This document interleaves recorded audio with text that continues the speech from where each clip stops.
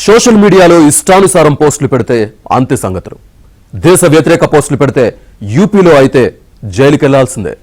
ప్రభుత్వ సమాచారాన్ని షేర్ చేస్తే నెలకు 8 లక్షల వరకు సంపాదించే అవకాశం కల్పించింది యూపీ ప్రభుత్వం.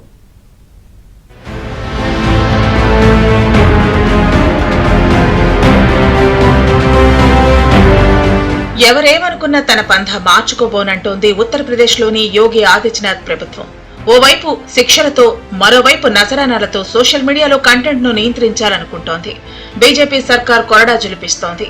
దేశ వ్యతిరేక పోస్టులు పెడితే 3 ఏళ్ల నుంచి యావజ్జీవ కారాగార శిక్ష విధించేలా కొత్త సోషల్ మీడియా విధానాన్ని తీసుకొచ్చింది. వీటితో పాటు దోషులకు భారీగా జరిమానాలు విధిస్తూ ఉత్తరప్రదేశ్ డిజిటల్ మీడియా పాలసీ 2024ను ఆమోదించింది. రాష్ట్ర సమాచార శాఖ రూపొందించిన ఈ విధానానికి యూపీ కేబినెట్ ఓకే చెప్పేసింది. అశ్లీలత, ఇతరుల వ్యక్తిగత ప్రతిష్టతకు భంగం కలిగించే పోస్టులు పెట్టే వారిపై క్రిమినల్ డిఫమేషన్ కేసులు పెట్టనుంది. ఇప్పటి వరకు సోషల్ మీడియాలో పోస్టులపై ఐటీ యాక్ట్ లోని సెక్షన్ 66E, సెక్షన్ 66F ప్రకారం చర్యలు తీసుకున్నారు. ఇకపై కొత్త గైడ్ లైన్స్ ప్రకారం క్రిమినల్ కేసులు నమోదు కానున్నాయి.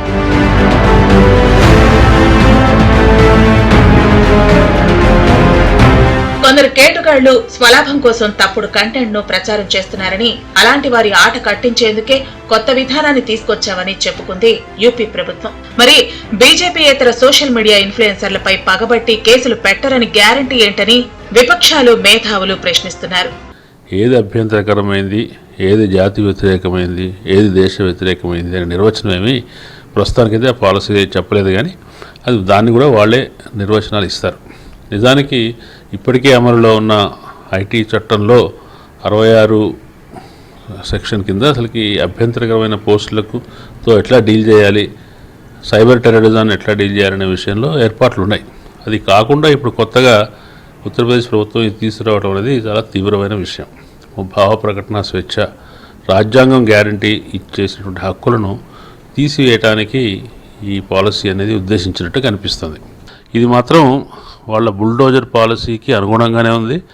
ఎట్లాగైతే మానవ హక్కుల విషయంలో బుల్డోజర్ విధానం ఎటువంటి ప్రభావాన్ని చేస్తుందో, ఇది కూడా ఈ డిజిటల్ మీడియా విషయంలో కూడా ఈ విధానం అనేది చాలా దూకుడుతనాన్ని, దుందుడుకుతనాన్ని తెలియజేస్తుంది.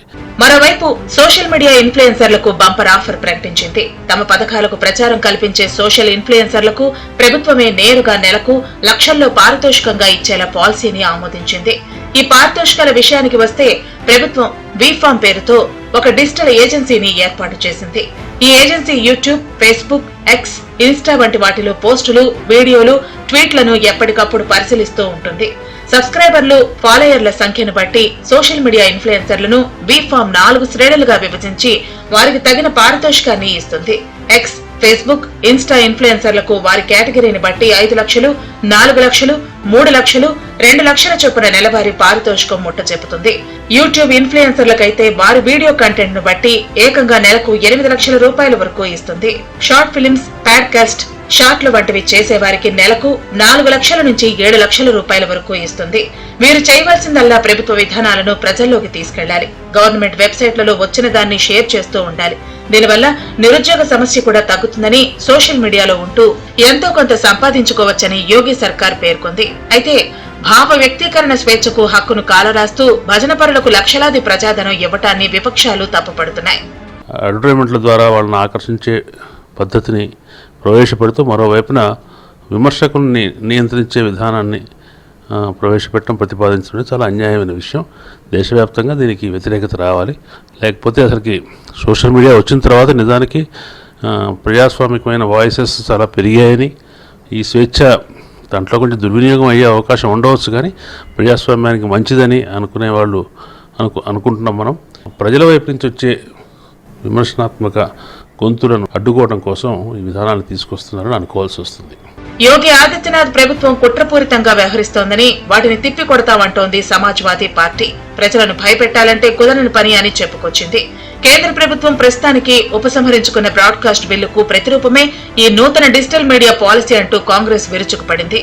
అసలు యాంటీ నేషనల్ అంటే యాంటీ బీజేపీయేనా అంటూ వ్యంగ్యాస్త్రాలు సంధించింది.